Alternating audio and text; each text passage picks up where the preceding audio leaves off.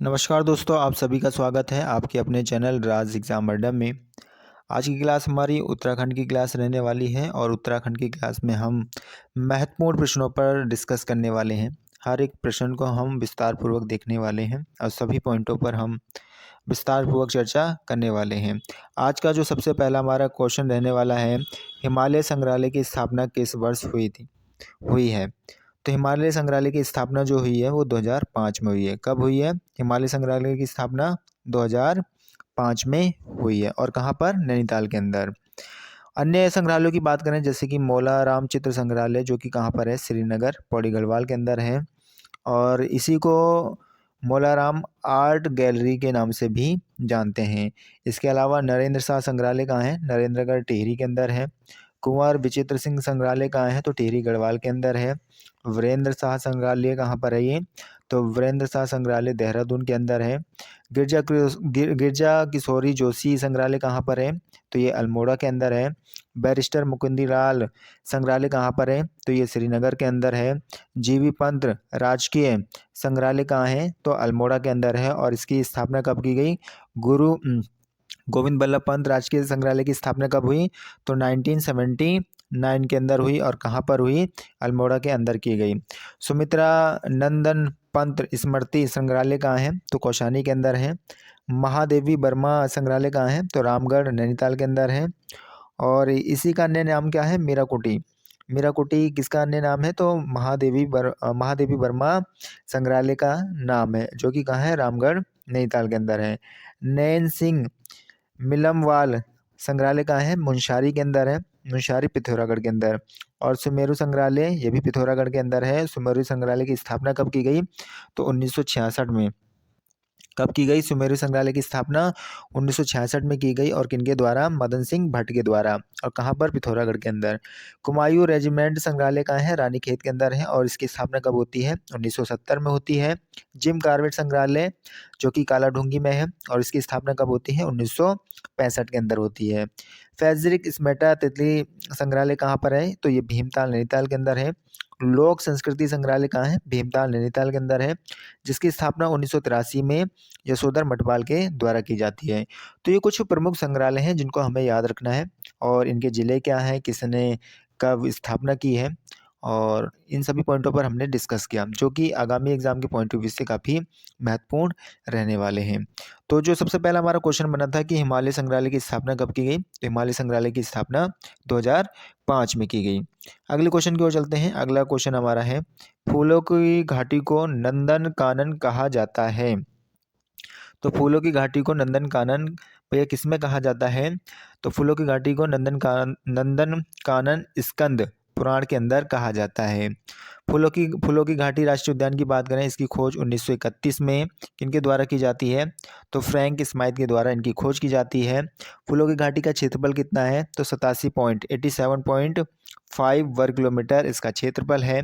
फूलों की घाटी राष्ट्रीय उद्यान चमोली में नर एवं गंधमादन पर्वतों के मध्य में स्थित है। यहाँ से पुष्पावती नदी बहती है। फ्रैंक स्माइथ फूलों की घाटी से 250 किस्म के बीज अपने साथ ऑस्ट्रेलिया लेकर गए। फूलों की घाटी को राष्ट्रीय उद्यान 1982 में घोषित किया गया। कब घोषित किया जाता है राष्ट्रीय उद्यान? 1982 में घोषित किया जाता है फूलों की घाटी को राष्ट्रीय उद्यान। फूलों की घाटी को 14 जुलाई 2005 को यूनेस्को में विश्व धरोहर में घोषित किया था। तो फूलों की घाटी को 14 जुलाई 2005 को यूनेस्को में विश्व धरोहर घोषित किया। फूलों की घाटी को स्कंद पुराण में नंदकानन कहा गया है। तो फूलों की घाटी को स्कंद पुराण में क्या कहा गया है? नंदकानन कहा जाता है। महाकवि कालिदास ने मेघदूत में फूलों की घाटी को अलका कहा है। उपनाम क्या है इसके? तो केदारजू, बैकुंठ और भीमडार, पुष्पावली, फ्रैंक स्माइथ घाटी, ये इसके क्या हैं? अन्य नाम हैं। ठीक है। तो फूलों की घाटी को नंदन कानन किस में कहा गया है? तो स्कंद पुराण के अंदर कहा गया है। तो ये पॉइंट याद रखने हैं एग्जाम के पॉइंट ऑफ व्यू से। अगले क्वेश्चन की ओर चलेंगे। अगला क्वेश्चन है, राज्य में सर्वाधिक वर्षा वाला क्षेत्र है। राज्य के अंदर सबसे ज़्यादा वर्षा किस क्षेत्र में देखने को मिलती है? तो बाह्य हिमालय क्षेत्र में, किसमें? बाह्य हिमालय क्षेत्र में। ग्रेटर हिमालय या वृहत हिमालय की बात करें, इस हिमालय की पर्वतों की ऊंचाई हमें जो देखने को मिलती है 4500 मीटर से लेकर कहाँ तक? 7817 मीटर तक इस हिमालय में पर्वतों की ऊंचाई हमें देखने को मिलती है। वृहत हिमालय को हिमाद्री या उच्च हिमालय भी कहा जाता है। सर्वोच्च चोटी नंदा देवी है। राज्य में वृहत हिमालय श्रेणी पूर्व से पश्चिम तक की लगभग 6 जिलों में फैली है। दून क्षेत्र या द्वार क्षेत्र की बात करें तो मध्य हिमालय व शिवालिक श्रेणी के बीच पाई जाने वाली क्षैतिज व चौरस घाटियों को दून कहा जाता है। दून घाटियों की औसत ऊंचाई हमें कितनी देखने मिलती है? तो 350 से लेकर 750 मीटर तक इनकी औसत ऊंचाई देखने को मिलती है। किनकी? दून क्षेत्र या द्वार क्षेत्र की। राज्य का सबसे बड़ा दून देहरादून है, जिसकी लंबाई 75 किलोमीटर और चौड़ाई 24 से 32 किलोमीटर है। उत्तराखंड राज्य को 8 भौगोलिक क्षेत्रों में बांटा गया है। अगले क्वेश्चन की ओर चलते हैं। अगला जो हमारा क्वेश्चन है, कैमल बैंक नामक पर्यटक स्थल है। कैमल बैंक नामक पर्यटक स्थल कहाँ पर है? तो ये स्थल जो है देहरादून के अंदर है। कहाँ है? देहरादून के अंदर है। मसूरी में कैमल बैंक 3 किलोमीटर लंबा रोड है। देहरादून जनपद के प्रमुख पर्यटक स्थल की बात करें, गुच्चू पानी देहरादून में स्थित है। प्रसिद्ध पर्यटक स्थल है यहाँ, जहाँ की रोवर्स कैब प्रसिद्ध है। रोवर्स कैब को डाकुओं या चोरों की गुफा भी कहा जाता है। भागीरथी रिसोर्ट्स सेलाकुई में पिकनिक स्पॉट है। फन वैली हरिद्वार मार्ग जो कि रोमांचकारी खेलों का आकर्षण केंद्र है भाई। ठीक है, तो कैमल बैंक जो नामक पर्यटक स्थल है ये कहाँ है? तो ये देहरादून में स्थित है। तो जो कि एग्जाम के पॉइंट ऑफ व्यू से काफ़ी महत्वपूर्ण क्वेश्चन रहने वाला है। अगले क्वेश्चन की ओर चलेंगे। अगला है क्वेश्चन हमारा, जलकूर किसकी सहायक नदी है? जलकूर किसकी सहायक नदी है? तो ये भागीरथी की सहायक नदी है। भागीरथी की बात करें तो भागीरथी की लंबाई कितनी है? तो 205 किलोमीटर भागीरथी की लंबाई है। और उद्गम कहाँ से होता है?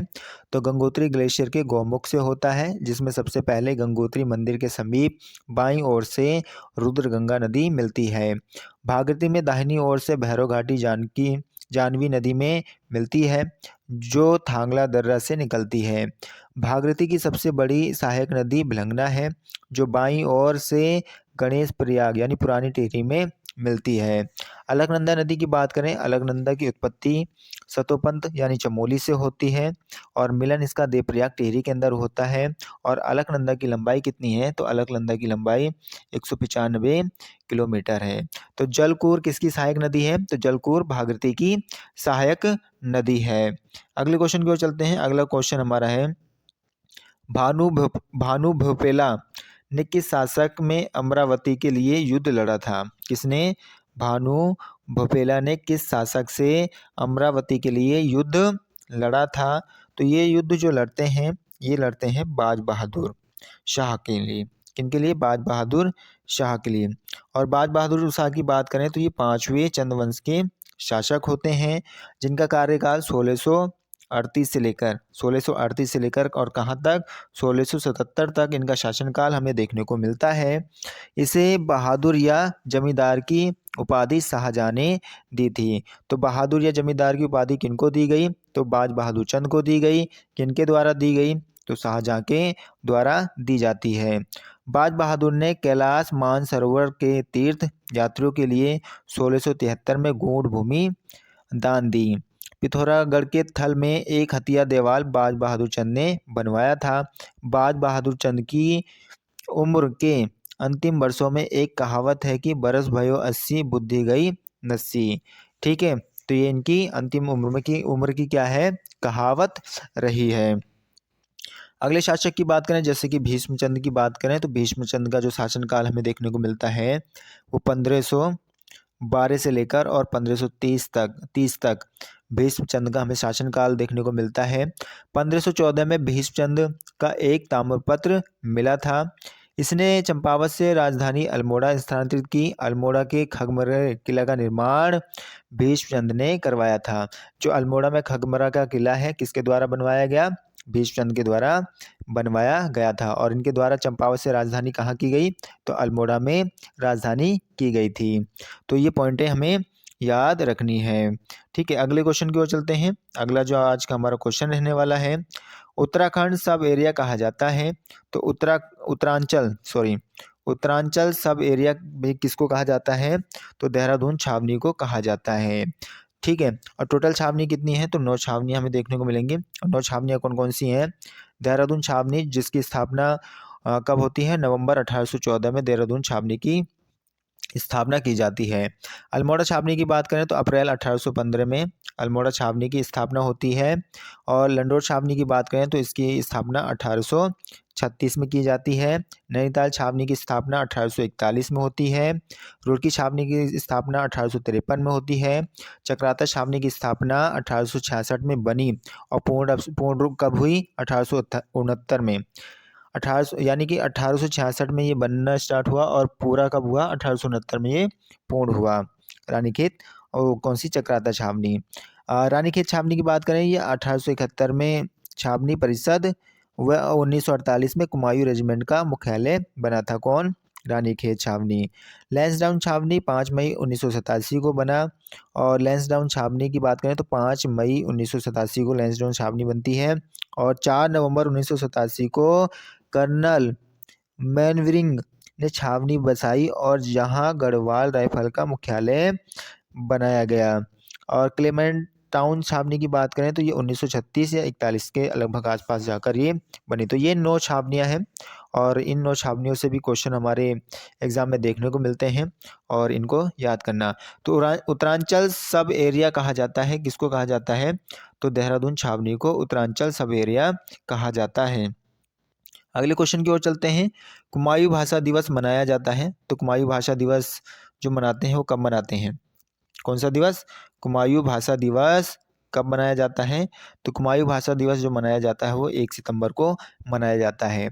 2 सितंबर को गढ़वाली बोली भाषा दिवस मनाया जाता है। 9 सितंबर को हिमालय दिवस मनाया जाता है। और पहला हिमालय दिवस कब मनाया गया था? तो पहला हिमालय दिवस 2015 को मनाया गया था। हिमालय दिवस कब मनाया जाता है?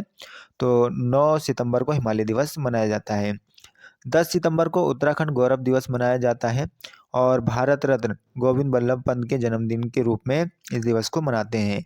17 सितंबर को जागरण संरक्षण दिवस मनाया जाता है। 4 अक्टूबर को हाथी दिवस और 11 दिसंबर को पहाड़ दिवस हम मनाते हैं। तो दिवस से कुछ महत्वपूर्ण जो दिवस हैं उन पर हमने डिस्कस करा, इसको हमें याद करना है और नोट डाउन भी साथ में करना है। अगले क्वेश्चन की ओर चलते हैं। अगला क्वेश्चन हमारा है, नील नदी का वृक्ष कविता संग्रह है। कौन सा? नील नदी का वृक्ष कविता संग्रह है। तो किनका कविता संग्रह? ये हिमांशु जोशी का कविता संग्रह है। नील नदी का वृक्ष कविता संग्रह हिमांशु जोशी का है। अगले क्वेश्चन की ओर चलते हैं। अगला क्वेश्चन हमारा जो रहने वाला है, अगर उस क्वेश्चन की हम बात करें, बलचूरी पर्वत स्थित है। कौन सा पर्वत? बलचूरी पर्वत कहाँ पर स्थित है या किस जिले में स्थित है? तो बलचूरी पर्वत बागेश्वर में स्थित है। बलचूरी हमें कहीं कहीं को देखने को मिलेगा और कहीं कहीं पर हमें बलजूरी चोटी देखने को मिलेगी। इसकी हाइट की बात करें तो 5922 मीटर इसकी हाइट है। किसकी? बलचूरी या बलजूरी पर्वत की। बागेश्वर के निकट, बागेश्वर के पिंडर घाटी में यह पर्वत क्या है? स्थित है। पिंडर ग्लेशियर राज्य का दूसरा सबसे बड़ा हिमनद है। पिंडारी ग्लेशियर बागेश्वर और पिथौरागढ़ और चमोली जिले में है, जो 30 किलोमीटर तक फैला है। खफनी ग्लेशियर की बात करें, ये बागेश्वर में है और सुखराम ग्लेशियर भी बागेश्वर के अंदर है।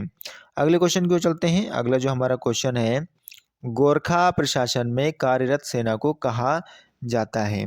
जो गोरखा प्रशासन है उसमें जो कार्यरत सेना है उनको क्या कहा जाता है? तो उनको जागरिया कहा जाता है।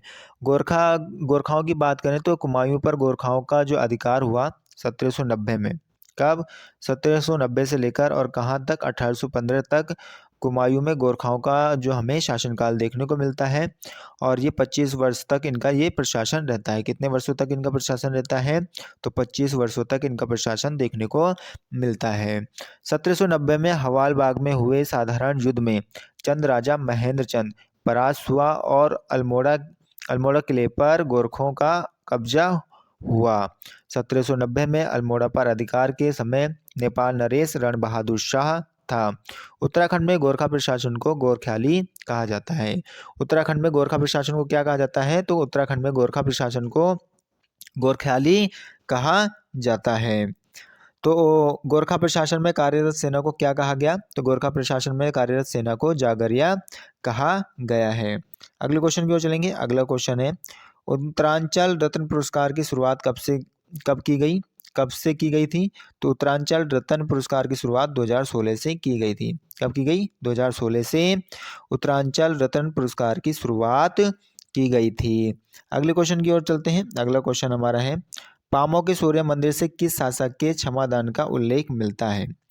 पामो के सूर्य मंदिर से किस शासक के क्षमादान का उल्लेख मिलता है? तो ये जो उल्लेख हमें देखने को मिलता है उद्योगचंद। किनके? उद्योगचंद के शासनकाल के क्षमादान का उल्लेख हमें मिलता है। कहाँ से? पामो के सूर्य मंदिर से। उद्योगचंद की बात करें तो इनका शासनकाल जो हमें देखने को मिलता है उत्तराखंड में 1678 से लेकर 1698 तक यह किनका शासन होता है? तो उद्योगचंद का शासन हमें देखने को मिलता है। गढ़वाल का शासक इसके समय फतेह शाह था। उद्योगचंद के समकालीन कौन थे? गढ़वाल के शासक फतेह शाह थे। सेनापति की बात करें तो हीरू देवउबा कौन थे भैया? इनके उद्योगचंद के सेनापति थे। उद्योगचंद ने 1678 ईस्वी में बधानगढ़ का किला जीता था। इस युद्ध में इसका सेनापति मैसू शाह मारा गया। उद्योगचंद का दूसरा सेनापति शिरोमणि जोशी था। उद्योगचंद ने 1683 में नेपाल की ग्रीष्मकालीन राजधानी अजमेरगढ़ पर अधिकार किया था। खैरागढ़ की संधि देवपाल के साथ हुई थी। किनकी? उद्योगचंद की हुई थी। किनकी हुई थी? उद्योगचंद की हुई थी। अगले क्वेश्चन की ओर चलते हैं। अगला आज का जो हमारा क्वेश्चन रहने वाला है, अगर उस क्वेश्चन की हम बात करें तो वो क्वेश्चन हमारा है, मचवाल या मुचकुंद का आश्रम स्थित है। कहाँ पर स्थित है ये आश्रम जो हमें देखने को मिलेगा चंपावत जिले के अंदर देखने को मिलेगा। अन्य आश्रम की अगर बात करें तो मायावती आश्रम की बात करते हैं। मायावती आश्रम की स्थापना कब की गई? तो 19 मार्च 1894 मायावती की आश्रम की स्थापना की जाती है। इस आश्रम का संबंध स्वामी विवेकानंद से है। यह आश्रम रामकृष्ण मिशन की एक शाखा है। स्वामी विवेकानंद इस आश्रम में 3 जनवरी 1901 ईस्वी को मायावती आश्रम में आए और 15 दिनों तक रहे। खेती खान सूर्य मंदिर चंपावत में है और हिडम्बा देवी मंदिर भी चंपावत के अंदर स्थित है। तो क्वेश्चन था हमारा कि मचवाल या मुचकुंद का आश्रम स्थित है कहाँ? तो चंपावत के अंदर स्थित है। अगले क्वेश्चन की ओर चलते हैं। अगला क्वेश्चन हमारा है, गंगोत्री नेशनल पार्क का क्षेत्रफल कितना है? वर्ग किलोमीटर में बताना है। तो गंगोत्री नेशनल पार्क का जो क्षेत्रफल है 2390 वर्ग किलोमीटर है। उत्तराखंड में राष्ट्रीय उद्यानों की बात करें तो कितने राष्ट्रीय उद्यान हैं उत्तराखंड के अंदर? तो 6 राष्ट्रीय उद्यान हैं। कितने राष्ट्रीय उद्यान हमें देखने को मिलेंगे उत्तराखंड के अंदर? तो 6 राष्ट्रीय उद्यान देखने को मिलेंगे। सबसे पहले राष्ट्रीय उद्यान की बात करें तो कार्बेट राष्ट्रीय उद्यान, जिसकी स्थापना 1936 में होती है और जिसका क्षेत्रफल कितना है? तो 520.82 वर्ग किलोमीटर इसका क्षेत्रफल है और ये पौड़ी और नैनीताल जिले में फैला हुआ है। भारत का पहला राष्ट्रीय उद्यान जो है कार्बेट राष्ट्रीय उद्यान है और भारत का पहला टाइगर रिजर्व भी कार्बेट राष्ट्रीय उद्यान है। जो सेकंड आता है गोविंद राष्ट्रीय उद्यान, इसकी स्थापना 1980 में होती है और कहाँ पर है ये गोविंद राष्ट्रीय उद्यान? उत्तरकाशी जिले के अंदर है और इसका क्षेत्रफल कितना है? तो 472 वर्ग किलोमीटर इसका क्षेत्रफल है। संचालन गोविंद राष्ट्रीय उद्यान का कौन करता है? तो राजाजी उद्यान के द्वारा की जाती है, जो कि कहाँ? देहरादून से। थर्ड जो आता है हमारा नंदा देवी राष्ट्रीय उद्यान, जिसकी स्थापना 1982 में की गई और इसका क्षेत्रफल 624 वर्ग किलोमीटर है और इसका हेडक्वार्टर जोशीमठ चमोली के अंदर है। चौथा राष्ट्रीय उद्यान जो आता है हमारा फूलों की घाटी राष्ट्रीय उद्यान है, जिसकी स्थापना 1982 में होती है और इसका क्षेत्रफल जो हमें देखने को मिलता है 87.5 वर्ग किलोमीटर इसका क्षेत्रफल देखने को मिलता है और ये चमोली जिले के अंदर स्थित है और ये सबसे छोटा राष्ट्रीय उद्यान है। पांचवें राष्ट्रीय उद्यान की बात करें तो राजाजी राष्ट्रीय उद्यान, जिसकी स्थापना 1983 में की गई और इसका जो क्षेत्रफल है 820.42 वर्ग किलोमीटर इसका क्षेत्रफल है। ये देहरादून, पौड़ी और हरिद्वार जिले में इस फैला हुआ है और इसका हेडक्वार्टर देहरादून है। छठा जो राष्ट्रीय उद्यान आता है हमारा गंगोत्री राष्ट्रीय उद्यान आता है, जिसकी स्थापना 1989 में की गई और जिसका क्षेत्रफल 2390 वर्ग किलोमीटर है और राज्य का सबसे बड़ा राष्ट्रीय उद्यान है। तो ये हमारे 6 राष्ट्रीय उद्यान हैं और इनकी कब स्थापना हुई, किस ज़िले में है और इनका क्षेत्रफल कितना है, कौन बड़ा है कौन छोटा है, इन सभी पॉइंटों पर हमने डिस्कस किया है। अगले क्वेश्चन की ओर चलेंगे। अगला जो हमारा क्वेश्चन है, गढ़वाल में वन विभाग की स्थापना कब की गई? तो गढ़वाल के अंदर जो वन विभाग की स्थापना की जाती है वो 1869 में की जाती है। 1869 में गढ़वाल में वन विभाग की स्थापना की गई। अगले क्वेश्चन को देखेंगे। अगला जो हमारा क्वेश्चन है, हवाल बाग में स्थित बागान किसका है? हवाल बाग में जो बागान स्थित है वो किसका है? तो मेजर कार्वेट का है। किनका है? मेजर कार्वेट का है हवाल बाग में स्थित बागान। अगले क्वेश्चन की ओर चलेंगे। अगला जो हमारा क्वेश्चन रहने वाला है, गुदिया खाटल प्राचीन नाम था। तो गुदिया खाटल प्राचीन नाम किसका था? तो ये प्राचीन नाम जो है त्यूनी का है। किसका है? त्यूनी का है। इसके अलावा अन्य अगर प्राचीन नामों की बात करें, चक्राता का प्राचीन नाम क्या है? तो एक चक्रा है। कालसी का कलकूट या सुधनगर कहा जाता है। नरेंद्र नगर को ओड़ाथली कहा जाता है। काशीपुर को गोविशाण या कोटा कहा जाता है। कोट द्वार को मोर ध्वज कहा जाता है। गढ़वाल को केदारखंड और कुमायूं को मानसखंड कहा जाता है। ये कुछ प्राचीन नाम है, हमें ये भी याद रखना है। अगले क्वेश्चन को चलते हैं। अगला जो हमारा क्वेश्चन रहने वाला है, चंद्र कुमार वथवाल की 80 कविताओं का कुमाऊनी में अनुवाद किसके द्वारा किया गया था? किनकी कविताओं का? तो चंद्र कुमार वथवाल का। तो किसके द्वारा किया गया? मथुरा दत्त मठवाल के द्वारा किया गया है। किनके द्वारा? मथुरा दत्त मठवाल के द्वारा किया गया है। अगले क्वेश्चन को देखेंगे। राज्य का प्रथम लोक देवता म्यूजियम खोला गया। तो कहाँ पर खोला गया ये? तो मनीला के अंदर खोला गया, यानी अल्मोड़ा में। ठीक है, ये राज्य का प्रथम लोक देवता म्यूजियम खोला गया कहाँ? मनीला, अल्मोड़ा के अंदर। आशा करूंगा आप सभी को आज की क्लास अच्छी लगी होगी। अगर आपको क्लास अच्छी लगी है, लाइक शेयर एंड सब्सक्राइब करना ना भूलें। Thank you.